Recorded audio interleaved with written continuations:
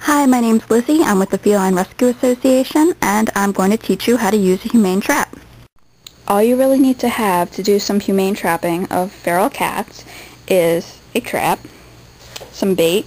I have here a can of tuna, and some newspaper. You can also have a sheet or a blanket or a towel to cover the trap if you prefer. It also makes the cats more comfortable, but I'm going to show you without that.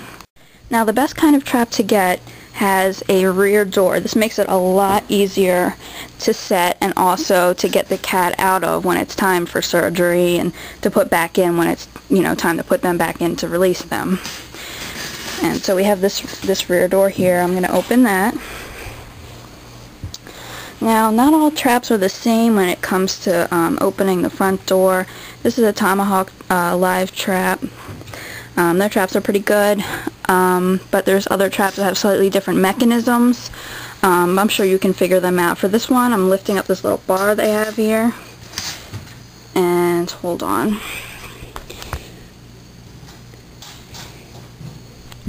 Alright, I'm pushing back the front. You have to lift it up and push it back at the same time, which is why I had to put the camera down. Pushing back the front panel and pulling up the whole thing. Now, if you can see, there's a little hook right here. Pull that up and place the bar down on it, and that holds up the door, as well as a little pad in the back, the little the thing that the cat steps on to close the door. Now what I'm going to do, I've already folded some newspaper. Just fold a couple sheets of newspaper so that they'll fit inside of the trap comfortably.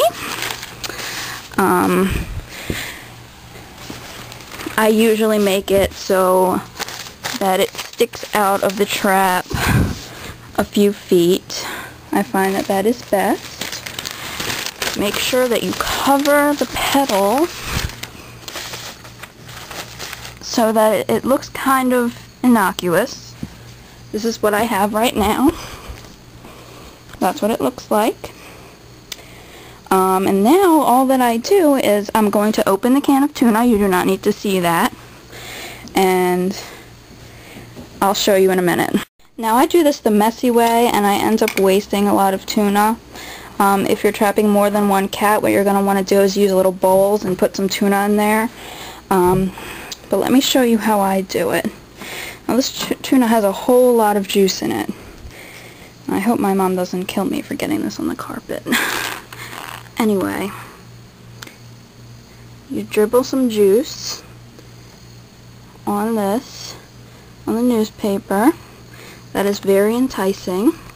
Another thing I do is put a few little chunks of tuna going into the trap. Throw some inside. This gets them to go in the back. And then what I'll do is take the rest of the can, place it at the very far end of the trap, and now I will close the back door of the trap. It's a lot easier with this door. Without the door, you have to throw it in the back. Make sure that you take care of any additional security features your trap might have. And so the trap is set. You can also put, as I said, cover this with something to make the cat feel more comfortable. Now all you have to do is wait. This is my cat Big, and he might demonstrate for us how the trap works. He's not feral, so he's not going to be paying any attention to me. Looks like another, well, actually this cat who's coming up is available for adoption. His name's Jupiter. They're going right to that tuna juice. We'll see if anybody sets off the trap.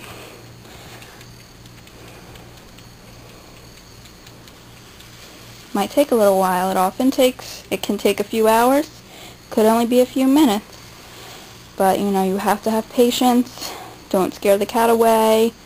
Make sure the trap is placed on a flat surface and isn't easily seeable by passers-by. You do not want to leave a trap unattended for any extended period of time, especially if there's other people around, or if it's cold or hot or anything like that.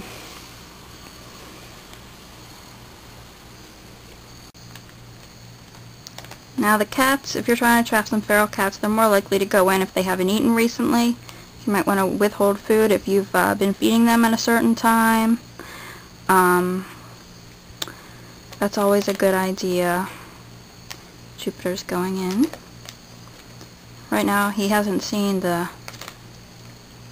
pot of gold at the end of the trap. Make sure you get a trap that's big enough. They sell smaller cat traps that are also for rabbits. A lot of times cats can go in those and eat the food at the back and not step on the treadle at all. So make sure you get a decent sized trap. I think this one's 38 inches. Not sure. Anyway, Jupiter sees the food at the back and he's going for it.